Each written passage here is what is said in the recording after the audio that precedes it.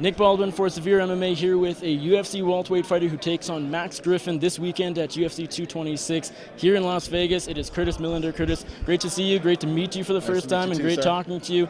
How are you doing? How is Vegas so far? How has Vegas been treating you? Vegas has been amazing. Just a little bit of weight to cut still, and then then I get to really experience Vegas and all the food. So that's what I'm excited about. Is it at all overwhelming? I know you've made your debut, so you got the jitters out of the way if there were any. But is Vegas International Fight Week, big stage? Is this at all overwhelming? No, not at all. Because this is what I've been working for years. So I'm supposed to be here. And truly in my heart, this is what I'm supposed to do. So it's another walk in the park, another day in life. As far as the timing of your UFC signing, of course, you fought Thiago Alves in your debut, coming up from LFA. Was this good timing? The amount of fights you had before the UFC, or would you have preferred to be signed earlier, later? I always say I wish I would have got signed a little earlier. I felt like I was probably deserving of being signed earlier, but just the way life and coaches and the camp and the team is now, this is the perfect time to be here. I feel like with all these tools that I have in place, everybody's getting beat up. You're coming off that win over Thiago Alves, as I said, knockout. Could that have gone any better over, a veteran, a former title challenger? No, it was perfect. I got the $50K bonus, which I needed, and that was perfect. That was perfect. And then, it helped my confidence because, like I said, I felt like I felt like I should have been here before. What a better way to, beat up somebody that's been here. How life-changing was that extra $50K?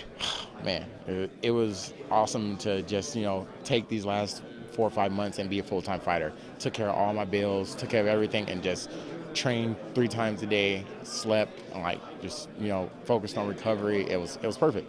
Did you leave whatever day job you were at right after the Alves fight? Or? I waited about a month. Okay. Had some things, some daycare things to take care of with the family, and then, but after that, right back out. Out of curiosity, how did you pay the bills before MMA? I worked at UFC gym, okay. So I've been there since I've been a pro. You've been around MMA for a long time. For about 6 years, I've been with the UFC gym, so it's. How was that? It's awesome. I still love it. I still work there. I have 1 or 2 clients. I just don't go every day. Right. I go about twice a week now. So it's basically independent training sessions you do? Yes. Interesting. You're taking on Max Griffin. He's a good fighter. He's coming off that win over Mike Perry. Have you seen him? I'm just curious. Have you talked to him or stayed low? I seen him in the hotel. Talked a little bit smack upstairs. On the face-off. But yeah, man, I'm just ready to beat him up. I've been wanting to beat him up for a long time, so I can't wait. I talked to him earlier, and he said you called him out like 3 years ago. Yeah, that's true. Yeah, he fought. He won the night he won the Tachi Palace title. Okay. That's the first time I called him out. He beat Ricky Legier, which is a SoCal guy from my area. So I felt like at that time I was the man in SoCal. So I was like, well, if you're the man in Northern California, come down and get beat up here. It must be pretty crazy, 3 years after calling him out, it's finally going down and on a huge stage. Yeah, it's perfect. The only thing that could have made this better is if we would have fought in California, maybe at August 4th. But this is great too. Why did it take so long for you to fight him? Was it just different promotions? Eventually, you went to LFA. He got called up to the UFC before I did, so I get it. But that's the main reason. He's been here for about 2 years now, a little over 2 years. So. What is it about him that you've wanted to fight him for the past 2 years or so? Just the fact that we're both Californians, and he was the man up north, and I was the man in Southern California. It was never like an issue. It's not that I don't like him. It's just I want to if I'm doing something, I want to be the best at that. To me, this looks like a striker versus striker match. Is that a fair assessment?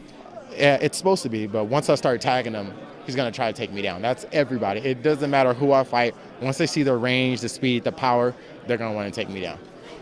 What is it like, being International Fight Week? I know I mentioned it a little bit earlier, but just expand on, such a big stage. You're 226. We have DC, Stipe, 2 champions, 2 of the bigger UFC champions there are right now.